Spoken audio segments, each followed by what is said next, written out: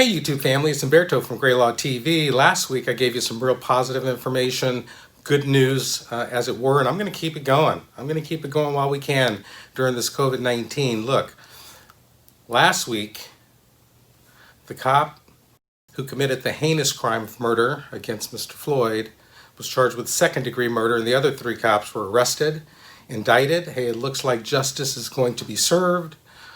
Good news as well on the immigration front. Okay, I'm going to give you some good news, and this is with respect to F1 student visas. There's a lot of stuff going on right now. You probably heard from the administration that they're going to restrict F1 student visas, but I'm going to give you the good news. Also, they are scheduling interviews. I'm going to give you my experiences here in my office, as I always do. I give you the real-time information.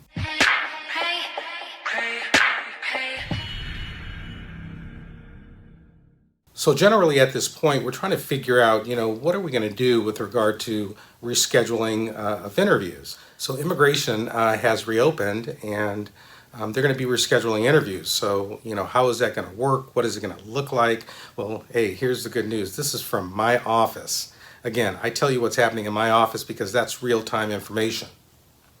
We got 2 swearing-in appointments for clients downtown Los Angeles.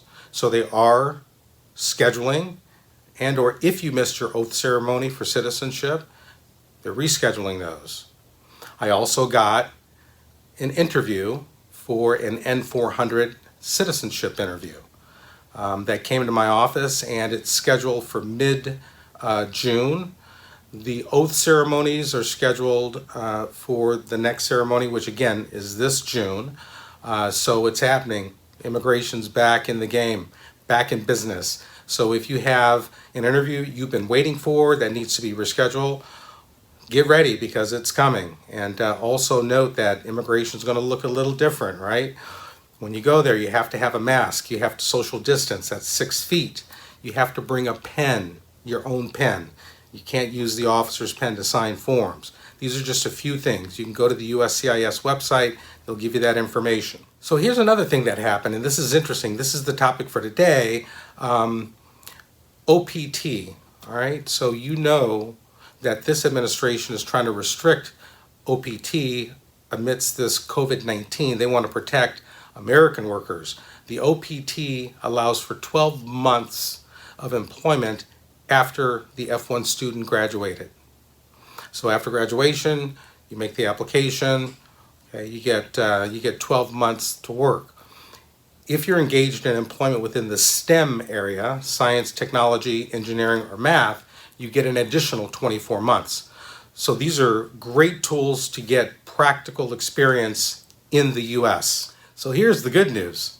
I have a client who last week, after 1 month of his OPT application pending, it was approved. It seems that they're expediting these OPT applications. That's great. So if you have one, I hope you got it in and be expecting to be approved quickly so you can get out there and look for work. Now, usually I don't talk about bills in the House and in the Senate. Why? Because they never get out of the House or Senate. And even if they get out and it's regarding immigration, the Trump administration does not sign these. So you rarely see me talk about this. But last week there was something very, very interesting.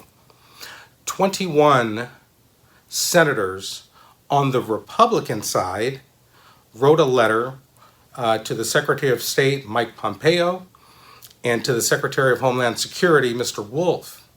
This letter talked about the need to protect and extend OPT, optional practical training. I see the administration amid COVID-19, not wanting to open up, but if it's necessary to protect universities, because what happens is these students come from abroad.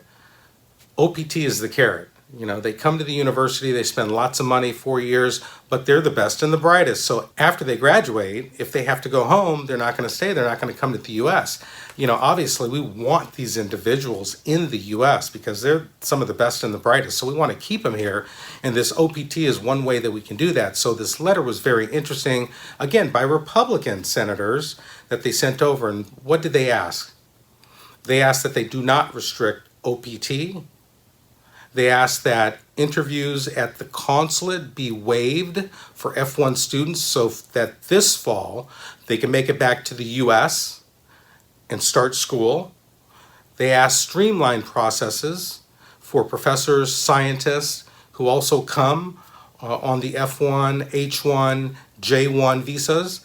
They asked that there be an expedited process for the scheduling of the interviews and issuance of the visas for these individuals.